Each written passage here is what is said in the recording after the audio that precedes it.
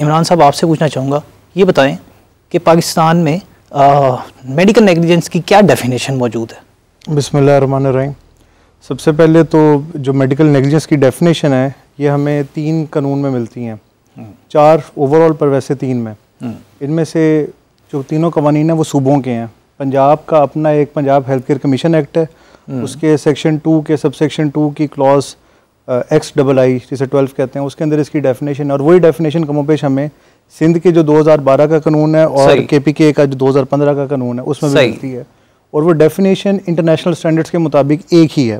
Right. पूरी दुनिया में जो मेडिकल नेग्लिजेंस है दिस इज़ डिफाइंड एज कि जो मिनिमम स्टैंडर्ड है जो कि हम रिक्वायर करते हैं फ्रॉम अ प्रोफेशनल, जी जी, उस एक्सेप्टेड इंटरनेशनल स्टैंडर्ड से बिलो अगर कोई भी डॉक्टर या health care professional services provide करता है, उसका एक्शन या इनएक्शन दोनों सूरतों में वो मेडिकल नेग्लिजेंस जो है वो कहलाता है। ठीक। और इसके अंदर जो है वो जो समझने वाली बात वो एक ये भी है कि मेडिकल नेग्लिजेंस जो है वो किसी डॉक्टर की भी हो सकती है, वो पैरामेडिकल स्टाफ की भी हो सकती है, वो AHP जिन्हें अलाइड हेल्थ प्रोफेशनल्स कहते हैं उनकी भी हो सकती है। ठीक। पर इनका जो क्राइटेरिया वो प्रोफेशनल स्टैंडर्ड से किया जाएगा। इसका जो इंटरनेशनल स्टैंडर्ड है वो बॉलम टेस्ट एक है, बॉलम वर्सेस फ्राइडर्न हॉस्पिटल।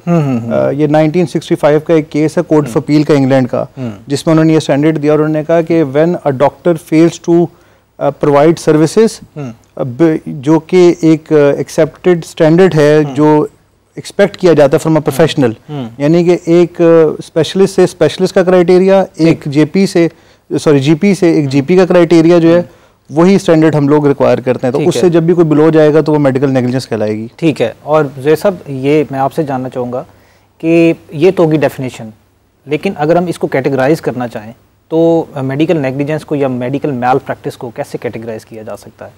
बिस्मिल्लाहिर्रहमानिर्रहीम। शुक्रिया आगा साहब। आगा साहब, आला साहब ने मेडिकल नेग्लिजेंस की एक बड़ी वास्ट और बड़ी बेहतरीन डेफिनेशन बता दी है। कानून में जो डेफिनेशन बयान है उसको अगर मैं वर्ड टू वर्ड ट्रांसलेट करूं तो कुछ ऐसे बनता है कि जैसे तमाम केसेस जिनमें मेडिकल इस्टेब्लिशमेंट की तरफ से किसी इम्प्रॉपर ट्रीटमेंट की वजह से किसी मरीज़ को कोई इंजरी सस्टेन हो जाए या उसकी डेथ कॉज हो जाए, ऐसे तमाम केसेस जो वो मेडिकल नेग्लिजेंस के केसेस होंगे। ठीक है। अगर जैसे ज़ैब साहब हम देखते हैं कि अक्सर औकात ये पाकिस्तान में तो एक नॉर्मल प्रैक्टिस है, क्योंकि जो एक कोई शख्स किसी ट्रीटमेंट के लिए या कोई इमरजेंसी में किसी हॉस्पिटल, चाहे वो प्राइवेट सेक्टर हो चाहे वो गवर्नमेंट सेक्टर का हॉस्पिटल हो, वो इंस्टीट्यूट हो, अगर वो जाता है उधर इमरजेंसी के अंदर तो अक्सर औकात देखा जाता है कि आपको सर्विस प्रोवाइड करने से इनकार कर दिया जाता है और कहा जाता है कि आप किसी और हॉस्पिटल में चले जाएं, हम इसका ट्रीटमेंट नहीं कर सकते। और जबकि एक मरीज़ के पास बहुत कम वक्त होता है, अक्सर औकात 2-4 मिनट से ज़्यादा वक्त नहीं होता या 10 मिनट का हार्डली वक्त होता होगा कि उसकी जान बचाई जा सके।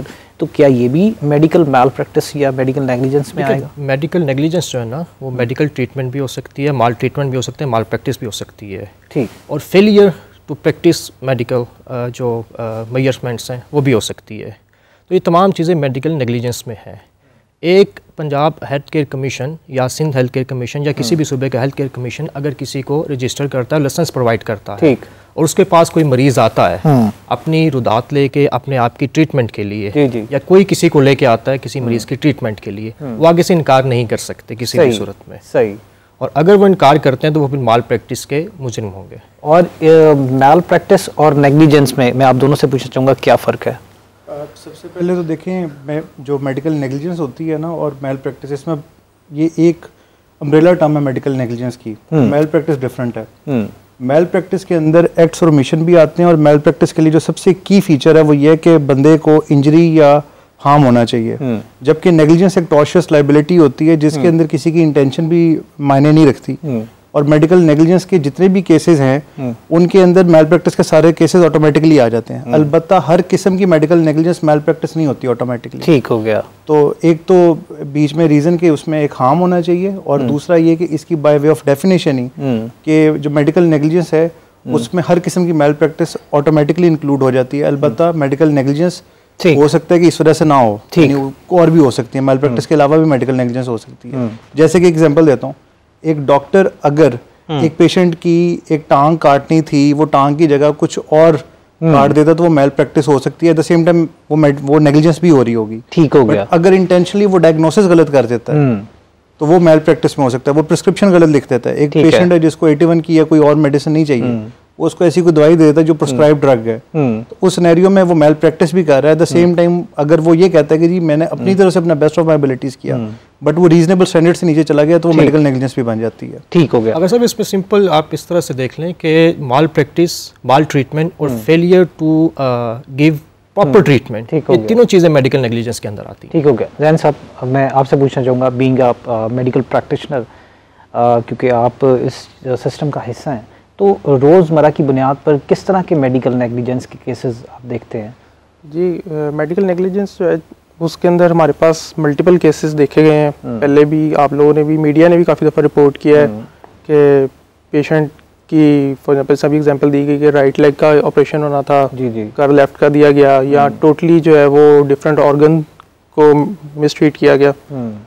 फिर दवाइयों की तरफ से आ जाती है मेल प्रैक्टिस के आप जो हमारे पास एक ग्रेटर एविडेंस मौजूद है, सारी रिसर्च मौजूद है, उससे उसको किसी भी यानी कि नज़रसानी ना किए बगैर देना किसी को, सिर्फ अपना एक फार्मास्यूटिकल कंपनी के लिए और अपने प्रॉफिट के लिए, बिल्कुल ऐसा ही है। तो वो भी इसके अंदर मेडिकल नेग्लिजेंस और मेल प्रैक्टिस के ज़मरे में आता है।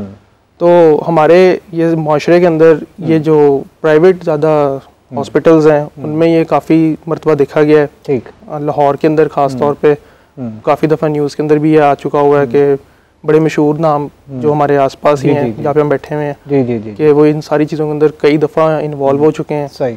फिर वो हमारे इदारे जो हैं उनके बहुत देर बाद उनके कानों पर जाके जूं रिंगती है कि फाइनली हमको इसके अंदर जो है वो स्टेप लें। ठीक। तो लेकिन अब जिस तरह मीडिया ने इसके अंदर अवेयरनेस लेकर आए हैं, ये केसेस के जो शरह है वो काफ़ी अब कंट्रोल्ड है। ठीक। क्योंकि जो मेडिकल के स्पेशलिस्ट हैं, जो उनके ऊपर सर्वेलेंस है, वो काफ़ी हद तक जो है वो बेहतरी हुई है, लेकिन अभी भी उसमें काफ़ी हमें आगे जाने की ज़रूरत है। ठीक हो गया। तो आला साहब ये बताइए कि पाकिस्तान में ये कौन कौन से डिपार्टमेंट्स या प्लेटफॉर्म्स मौजूद हैं जो कि डॉक्टर्स की अकाउंटेबिलिटी के लिए बनाए गए हैं? सबसे पहले तो इसको समझते हैं दो एस्पेक्ट से। एक है प्रोफेशनल जो लिमिटेशन है, या जो प्रोफेशनली इसको देखते हैं प्रोफेशन के अंदर किसी की इनरोलमेंट को, रजिस्ट्रेशन को। ठीक। और एक वो इंस्टीट्यूट हैं या वो इदारे हैं जो गवर्नमेंट प्रोविंशियल लेवल पे बनाती है, क्योंकि जो प्रोफेशन को डील करने वाली इंस्टीट्यूशन है वो फेडरल है। जी। जैसे डॉक्टर्स के लिए PMDC होगा, इसी तरीके से होम्योपैथिक, आयुर्वेदिक, यूनानी, इनकी जो मेडिकल प्रैक्टिशनर है इनका एक अलग से फेडरल लॉ मौजूद है, उनकी काउंसिल अलग होती है। सही। ऑन दी अदर हैंड सूबों पे पंजाब का अपना लॉ है, KPK का अपना है, सिंध का अपना है, इस्लामाबाद का अपना है, और वो डील कर रहे होते हैं हेल्थ केयर कमीशन, यानी जिसमें क्वैकरी इन्वॉल्व होती है। ठीक। वो मैटर सूबे देख रहे होते हैं। इसी तरीके से मेल प्रैक्टिसेस के मामला भी इंक्वायरी एंड इन्वेस्टिगेशन की हद तक वो इदारे देख रहे होते हैं। लेकिन आप ये नहीं समझते कि अगर इतनी डिवीजन है तो फिर एक आम शख्स के लिए मेडिकल मेल प्रैक्टिस की रेमेडी हासिल करना कुछ ज़्यादा मुश्किल नहीं बन जाता कि पहले तो वो ये सोचे उसने जाना कहाँ है, वो कहाँ अपना केस फाइल करे या किस प्रोसीजर के तहत करे? क्या ये मुश्किल चीज़ें नहीं है? बिल्कुल, बड़ा अच्छा आपने सवाल किया, और इसका जवाब भी जो है वो ये है कि हम असल में आज तक हमारा जो लेजिस्लेचर है ना वो तयन नहीं कर सका कि हमने इसको एज अ टॉर्ट लॉ देखना है, हमने इसको सिविल देखना है, एज अ क्रिमिनल देखना है। इन तीनों के अंदर इन्होंने इसके लिए ना रास्ते बना दिए हैं, और तीनों में रेमेडीज डिफरेंट है। हाँ जी। मिसाल के तौर पे एक डॉक्टर ने अगर किसी के इन्फॉर्म्ड कंसेंट के बगैर उसका ऑपरेशन कर दिया, यानी पेशेंट ने कहा कि मैंने इलाज नहीं करवाना, ऑपरेशन नहीं कराना, पर उसका ऑपरेशन कर दिया जाता है, तो ये सिंपली क्रिमिनल लॉ में PPC की भी जो प्रोविजंस उनको अट्रैक्ट कर लेती है। ठीक ठीक। दूसरी तरफ जो है वो क्या कर रहा है कि वो एक सिविल रॉन्ग भी कर रहा है, एट द सेम टाइम वो टॉर्ट लॉ के अंदर भी रॉन्ग कर रहा है, वो स्पेशल लॉ में मेडिकल नेग्लिजेंस भी कमिट कर रहा होगा, ये मेल प्रैक्टिस में इन्वॉल्व है, जो कि हेल्थ केयर कमीशन ने देखना। अब एक बंदा कंफ्यूज होता है, वो कहता है यार मैं हेल्थ केयर कमीशन में जाऊँ जी, मैं थाने में जाऊँ, या फिर मैं किसी और इदारे में जाऊँ। अब इस पर एक बड़ी इंपॉर्टेंट एक जजमेंट आई है 5 जून 2024 को इस्लामाबाद हाई कोर्ट की। सही। उसके अंदर जो है वो इस्लामाबाद हाई कोर्ट ने 9 प्रिंसिपल्स की गाइडलाइन दी है। सही। उन्होंने कहा अगर कोई बंदा थाने चला जाता है, दरखास्त देता है, थाना पर्चा नहीं काटेगा जब तक कि वो रेलेवेंट हेल्थ केयर कमीशन को या PMDC को थाना भेजेगा एप्लीकेशन। ठीक हो गया। आप इस पे 90 दिन के अंदर हमें एक्सपर्ट जो अपना एक जो व्यू है वो दे दें, अगर तो ये मेडिकल नेग्लिजेंस का क्लेम है तो हम पर्चा काटें। सही। एट द सेम टाइम उन्होंने ये तो ऐसे लगता है कि डॉक्टर्स को प्रोटेक्ट करने के लिए बनाया गया। अच्छा, जो हेल्थ केयर कमीशन लॉ है ना, वो दोनों तरफ से काम करता है। वो उन लोगों को भी डील करता है जो हेल्थ केयर एस्टेब्लिशमेंट को प्रेशराइज करने की कोशिश करते हैं। ठीक हो गया। जैसे कई लोग होते हैं, वो डॉक्टर अपनी तरफ से बहुत ही प्रोफेशनल ही काम कर रहा होता है और रीजनेबल स्टैंडर्ड जो है वो मीट हो रहा होता है। अलबत्ता वो करते क्या है, पेशेंट मर गया वो टायर जला देंगे, वो रोड ब्लॉक कर देंगे, वो हॉस्पिटल पे अटैक कर देंगे। अब इन सिनेरियो से वो लोग जो ब्लैकमेल या हरास करना चाहते हैं हॉस्पिटल एस्टेब्लिशमेंट को ताकि उनसे पैसे बटोर सके, उनको भी खत्म करने के लिए या कर्टेल करने के लिए हेल्थ केयर कमीशन ने या उनके लॉज में वो प्रोविजन भी मौजूद है। और एट द सेम टाइम वो प्रोविजन भी मौजूद है कि अगर कोई डॉक्टर रीजनेबल स्टैंडर्ड से नीचे जाके काम करता है तो वो लायबल हो, अगर वो नहीं तो वो वाइकेरियसली लायबल हो जाएगा उसका हॉस्पिटल। सही। यानी अब यहाँ पे दो किस्म के डॉक्टर्स होते हैं, एक तो वो हैं जो कि हॉस्पिटल ने एम्प्लॉय किए होते हैं, ठीक हो गया, एक वो होते हैं जो होते इंडिपेंडेंट कॉन्ट्रैक्टर्स हैं। जी जी जी। पर वो प्रेमिसेस एंड फैसिलिटीज यूज करते हैं उस क्लिनिक या हेल्थ केयर एस्टेब्लिशमेंट की। अब उसके अंदर जो दूसरा केस है उसके अंदर वो एक बड़ा रीजनेबल आर्गुमेंट पेश कर देते हैं कि जी देखें मैं इनका मुलाजिम नहीं हूँ, मैं इंडिपेंडेंट कॉन्ट्रैक्टर हूँ। हॉस्पिटल भी यही कहता है कि जी देखें ये आता ही अपना क्लिनिक करता है 4 से 6, इतने पैसे लेता है, उसमें से हम अपनी फैसिलिटीज कितने पैसे डिडक्ट करते हैं, बाकी ये रख के घर चला जाता है। ठीक हो गया। पर अगर वो कोई ऐसा काम करता है जो नेग्लिजेंट है तो क्या वो एस्टेब्लिशमेंट लायबल होनी चाहिए कि नहीं? सही। अब ये वाइकेरियस लायबिलिटी के मामलात को भी जो इंटरप्रिटेशन हेल्थ केयर कमीशन के पिछले कोई 8 साल की अगर मैं जूरिस्प्रूडेंस की बात करूं जो मैंने पढ़ी है, उसमें वो ऐसे केसों में वाइकेरियस लायबिलिटी एक्सटेंड कर देते हैं उन हॉस्पिटल्स पे भी इस ग्राउंड पे कि जो हॉस्पिटल या हेल्थ केयर एस्टेब्लिशमेंट है उसमें क्लिनिक भी आ जाते हैं, उसमें प्राइवेट क्लिनिक्स भी आ जाते हैं, उसके अंदर सेंटर्स भी आ जाते हैं।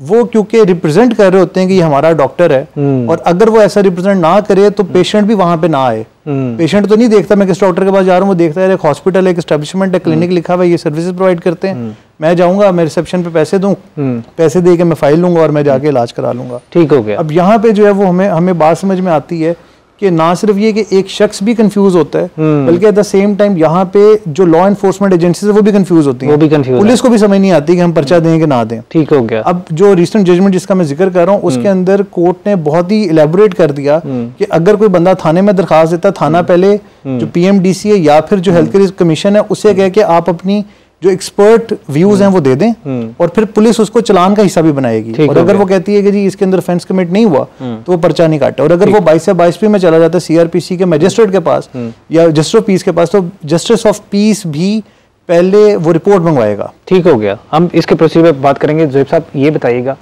कि एक आम शख्स मेडिकल नेग्लिजेंस का शिकार हो गया, अब इसमें 2-3 कैटेगरीज हैं। जैसे एक तो ये है कि वो मेडिकल नेग्लिजेंस की वजह से पेशेंट ही दुनिया से चला गया, या ये कि उसको किसी ऐसा ट्रीटमेंट किया गया कि कुछ ऐसी अद्वियात दे दी गई जिसका उसको रिएक्शन हो गया या वो ट्रीटमेंट गलत हो गया।